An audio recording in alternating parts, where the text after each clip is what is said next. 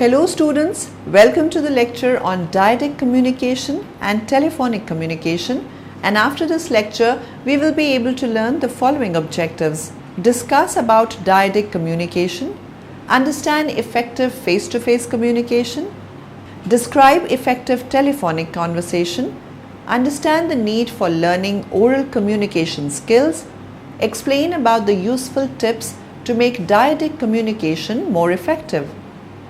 Let us start with what is Dyadic communication and telephonic conversation is. Dyadic communication is face-to-face communication in which, besides words, feelings are also transferred from one person to another. Face-to-face communication is the most common form of communication. Telephonic conversation is another type of oral communication which has gained a lot of importance in today's world of mobiles and media. Dyadic communication.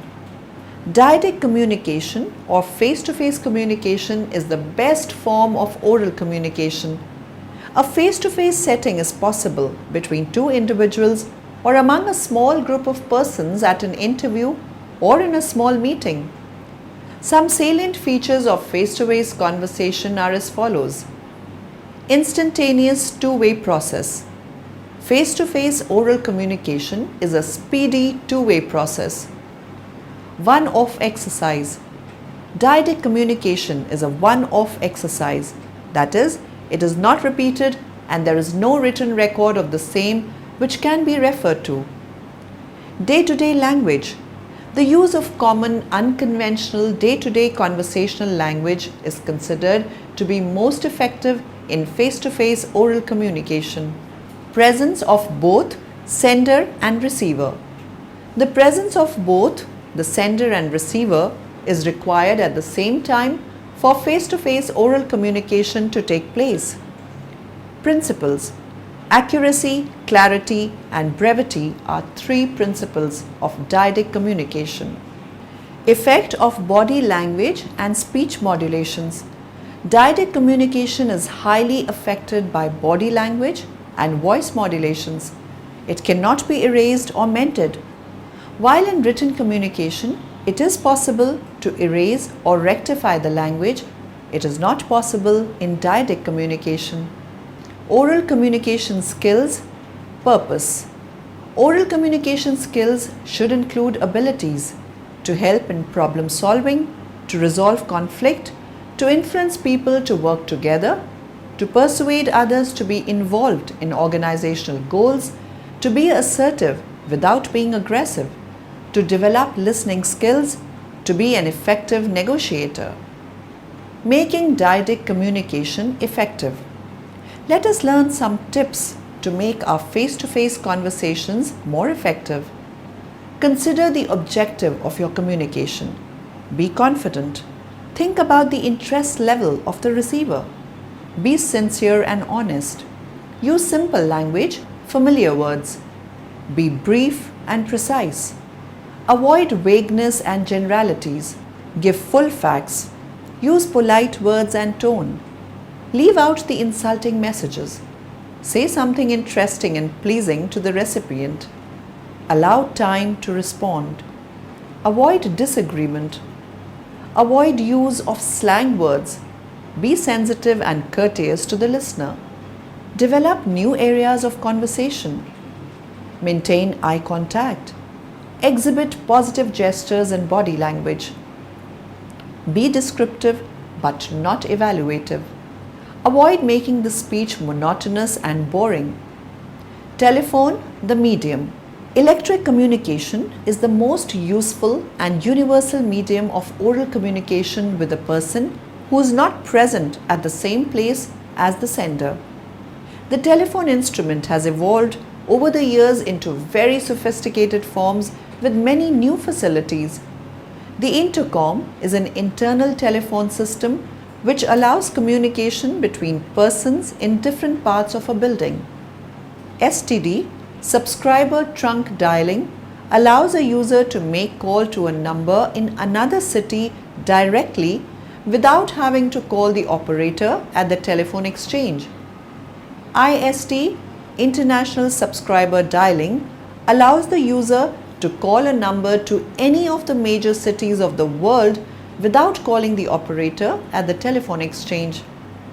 Cellular phone. The cellular phone is based on the combination of the old radio technology and emerging telecommunication technology.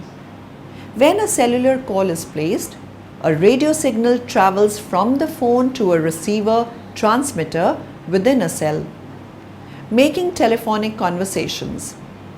To learn the basic telephone etiquette and tips for making effective telephonic conversations, let us watch a short video. Being able to communicate effectively over the phone is an extremely valuable skill to develop. The manner in which you handle yourself on telephone calls often provides people with an important first impression of you. Therefore, you always want to remember to be polite and friendly when making and receiving phone calls. Answering the phone at home.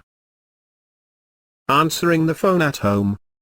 When you answer your personal phone, it is perfectly appropriate to answer with a simple and friendly hello, or by indicating who the caller has reached. For example, Singh's residence, this is Mary. Or you can say, This is Mary. if someone is calling your personal phone number, it is likely that they are a friend or acquaintance, but it is still important to treat them with respect.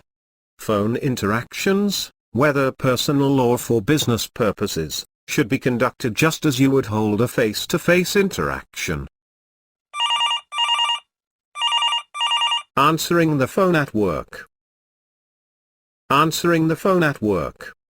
If you are answering the phone at work, say the company name, your name, and offer to assist the caller. For example, Nexus Company, this is Maria speaking, how may I help you? remember, your voice and attitude might be the first impression the caller has of your company, so it is extremely important to be as polite and professional as you can be. If you answer the phone with a positive tone, the caller will instantly feel more comfortable and at ease, and this will reflect well on your company. Making call in the morning. Making a phone call in the morning. It is courteous not to call anyone before 9 a.m. This rule is, however, subject to your own personal judgment. Many businesses are open much earlier than 9 in the morning, so it is perfectly appropriate to call such places whenever they have officially begun their workday. Calling close friends and family can also be done earlier than 9 a.m. If you know the person you are calling would not be offended or disturbed in any way by your doing so. Making call in the evening. Making a phone call in the evening. Like the 9 a.m.